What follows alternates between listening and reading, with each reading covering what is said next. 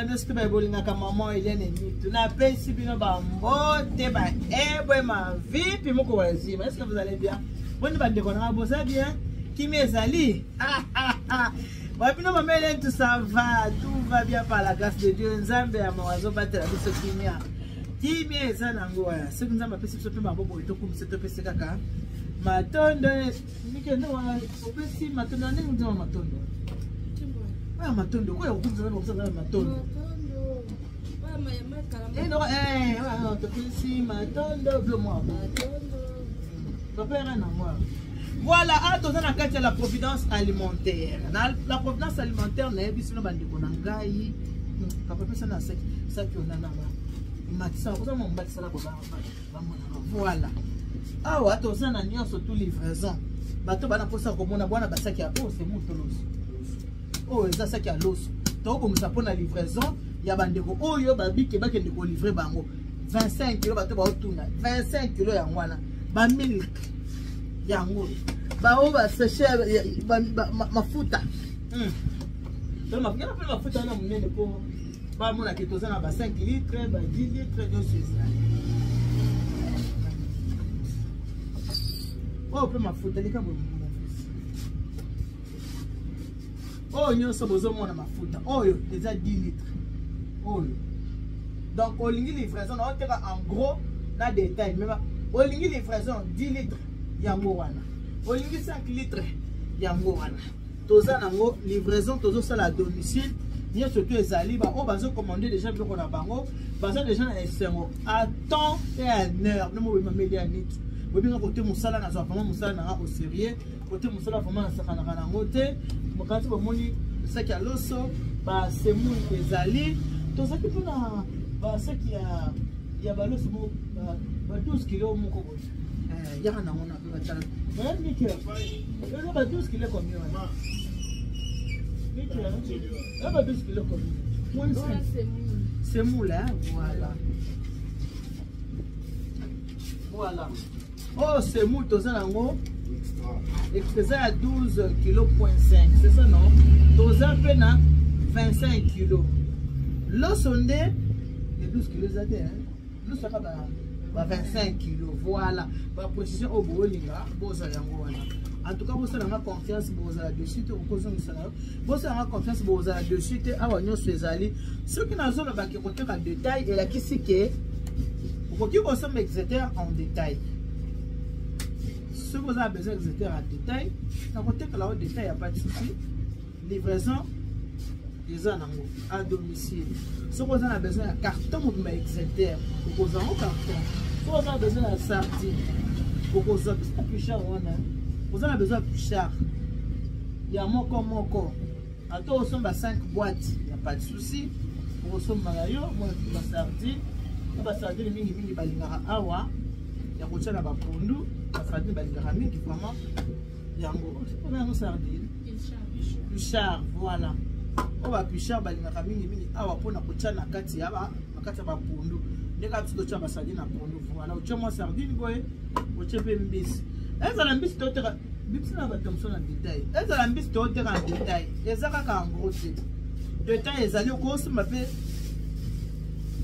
Sachez le bleu oyo. Oyo sachez. Oyo eza poisson Thomson. On a dit que ko se m'appelle en détail. Eza Thomson.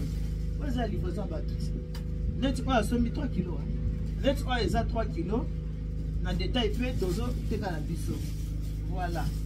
En détail peu les alliés. Maman on a la il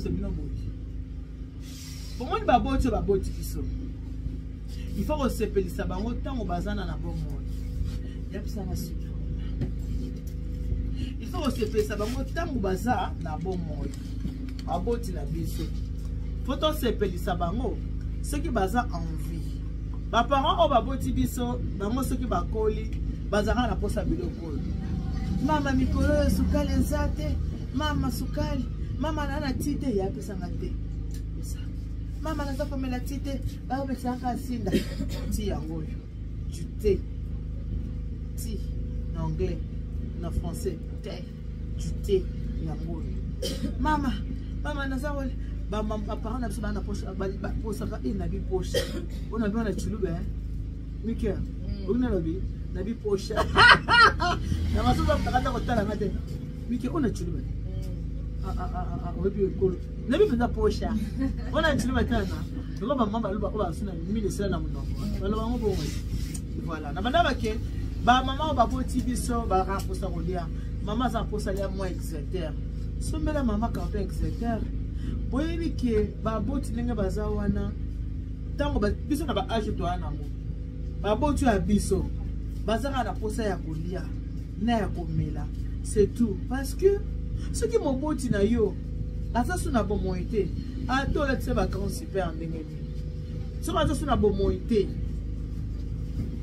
ato kundiye soki na montagne ni azomona te ezolo beloko moko te soki aza na bomoi tie liputa na nzoto alata soki moboti aza na bomoi chasa sukali chaque mois ezanga te miliki nde tobe yango na lingala miliki ezanga te mama lia bien ndoko mama ezanga mafuta te ndoko mama ezanga mafuta te et puis mama azana bana na poto azanga biloko te mama ko azanga biloko te papa yo pe mo sobala bokilo azanga biloko te bokilo ko azanga biloko te eza biloko o esepelisaka baboti Mika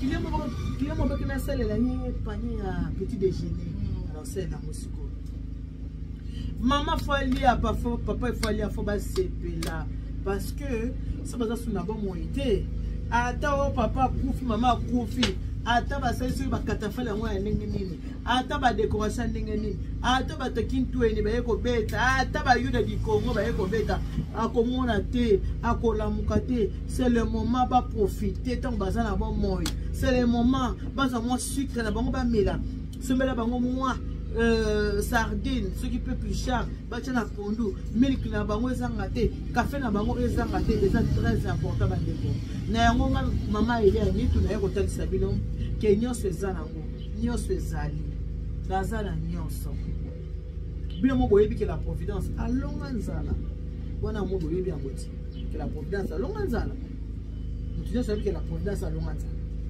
la providence alonga nzala bongo la providence alimentaire naza wana pona bino naza na pona ba livraison soko ozana besoin otali osepeli eloko yo kosala okobenga maman ile ya nitu na numéro na ma téléphone plus 33 6 15 31 69 90 plus 33 6 15 31 69 90 makamna na posa to sana bilo yango wana eza très important ba mama fo ba lia ata ba yaya baza kotoyo yo ozongolo kinda poto ba yaya basi ba kola ba koma mikolo ba tika lobe na chez les parents ba yaya ba tika ba masu baza chez les parents eloko ko sala sunga ba yaya sombela bango ba lia ba mela tango ba kolia ba komela ba kopambola yo bozipe wa bino mameli ya nitu nde bobi misana ngeza taros mameli ya pas ali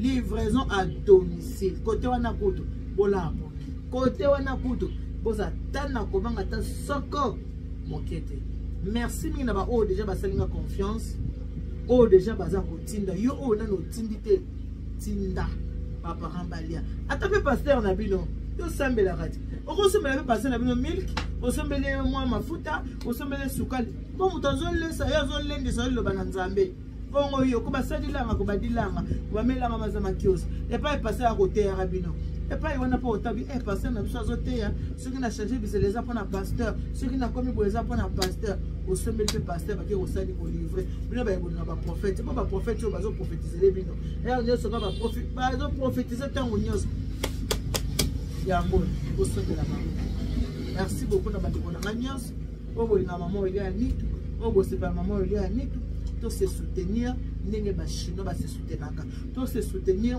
ndenge ba sri lankain ba se soutenaka to se soutenir ndenge ba libanais ba se soutenaka wabilo mama ile ya nitu la providence alimentaire na kati ya Congo. Ofuti lelo le boza livraison. Ba ko côté wana erataka te, erataka kuta ta mukete. Ofuti lundi, mardi oza livré. Voilà. Na solo na biso yango na ngaki to solo na. Ezaka pona bien baboti te. Baboti biso. Si ba nuni na bango ba na posa mo sukali. Ba posa ka ba mela mo miliki na bango ya bien.